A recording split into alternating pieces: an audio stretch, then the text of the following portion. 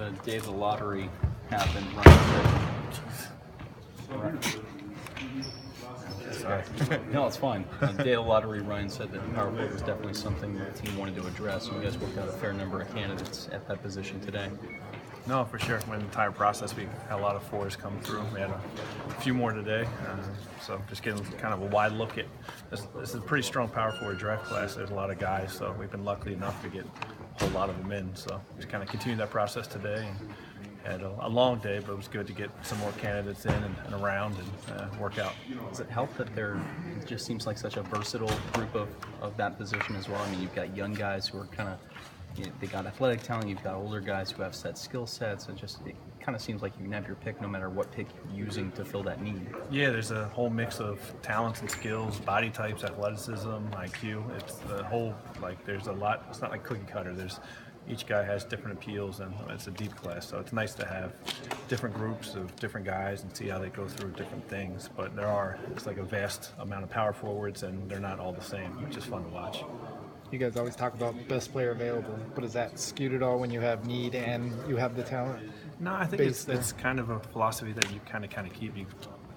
It's not best player available. I think every year you're changing your philosophy. So obviously, if the best players are power forward, we do have a need, and that's it. If there's somebody else, then I think we'll kind of proceed as we have in the past, taking the best player available.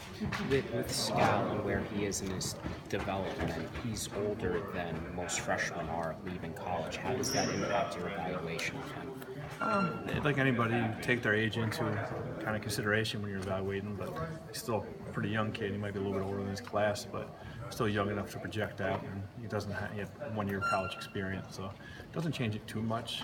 Obviously, apples and oranges, you kind of look at different guys in different ages, but it's not a huge swing either way. Brice Johnson spoke to extending his range as a big focus for his game. How do you feel like he shot it today?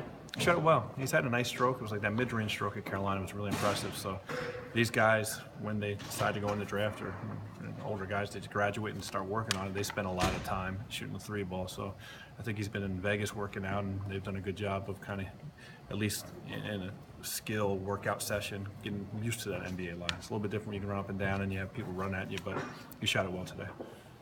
At almost 22, does he still seem to have a lot of upside, even though he's had a 4-year career? Yeah, every guy, like this question earlier, everybody is kind of evaluated a little bit differently. I think sometimes you can kind of over-focus on age, and it can lead you to mistakes on both ways, whether it's a young guy with projection or it's an older guy saying he can't get better. I think every player that comes in the league will get better. Everybody does have potential, and I think he's shown improvement every year at Carolina, and he can probably continue to do that. Go ahead. Oh, I'm sorry. He's put on some weight, but does he still need more bulk to be able to rebound like he did in college? Yeah, I think every guy coming in the league does. If you see his body, it has come on over his time at Carolina. Obviously now it's that next level of athlete and size. He does have the benefit. He's really light on his feet. He's a really good leaper, and he's long. So all those things help him. But like every other guy, he'll have to add strength. But that's true for just about every single guy in the league. So. Question was kind of tailored to that. I mean, besides age, weight is a number that guys can kind of focus on, especially with big guys who weigh less than 220. But Alex Len showed that he could put on a lot of weight in a couple of years. Do you guys care too much if they come in kind of skinny and with all that metabolism still sealing their weight? Well, everybody's different.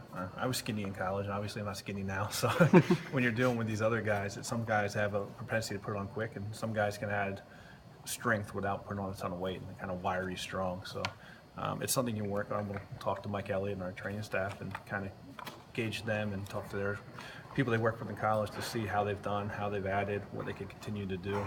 So it's something you kind of gauge, but it might not equal, strength doesn't exactly equal 30 pounds. It might be 15 pounds of just added onto him. It might make him really effective. So.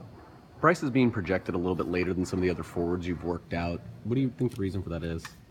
I'm not sure. Everybody, projections are projections. So everybody else internally, we have our own projections. So everybody does a really good job of projecting things, but it could be maybe those projections take into account his age. So could be that, or they just like the other guys better. So we don't put too much.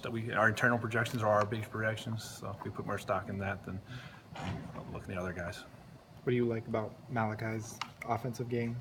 He's got a really mature body for being such a freshman. He's strong. He's stocky. Shoots the ball pretty well. Has a mature game, so knows how to put it on the floor a little bit. Comes from a great kind of program at Syracuse. but his body, his stroke, his general feel for the game, he looks a lot. He plays a lot older than his age. I guess is a good way to put it. He finished pretty well at the rim and shot well from three, but his 2-point jumpers, the number wasn't as good. What did you think the main reason was for that? I'm not sure. I don't know. That's probably a better question for him.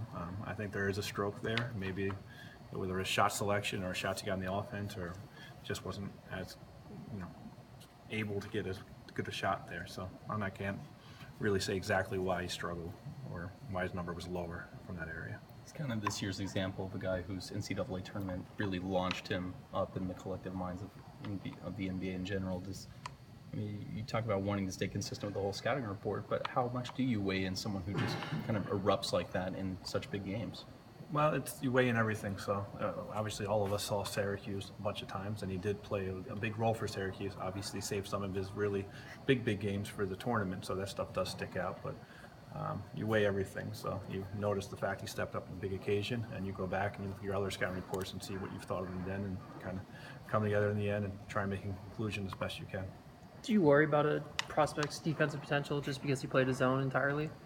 It is an adjustment because, and he's played 1 year at Syracuse, so I think when not sure in high school, but what they did defensively, but it is readjusting kind of some of their defensive concepts and techniques because it's going from playing the zones to guard a lot of pick and rolls, for instance. It's very, very different. When in the zone, you can kind of switch everything and just bump it over in the zone. And he'll have to go through like the normal rookie adjustment of learning how to play the pick and roll and the man-to-man defensive rotations. But I think he'll be able to pick it up. What an impression Jakob's game from freshman to sophomore year. He's sitting right next to me. I can't say Yeah, anything I know. poorly. He'll kick my butt. So. He really improved. He went from he really improved. His freshman year, he obviously had a really good year. I think but all his numbers almost doubled. So became more assertive, became more comfortable on the floor. Always had a great motor, and he had a good IQ. And he just kind of really stepped his game up. Was more aggressive on the block. Was really good off the elbow. So he take a huge step, and obviously Utah had a good year, and a lot of people probably attributed to his development. Is his game away from the basket underestimated, or just I think because he so, wasn't yeah. I asked to think do from it the much? elbow, like when he shoots those elbow jumpers, the mid-range is pretty good, and he's a really good passer, like a really good. You saw it as a freshman. You continue to see it as a sophomore that he can play off the elbow or play off the block, and if he commands a double team or sees somebody cut, he's able to find them. So, yeah, I think that's probably a fair statement. Your favorite Austrian player ever? Phew, I don't know. Jakob, I guess. Go through everybody. So. Thanks. Thanks for Thank that. you.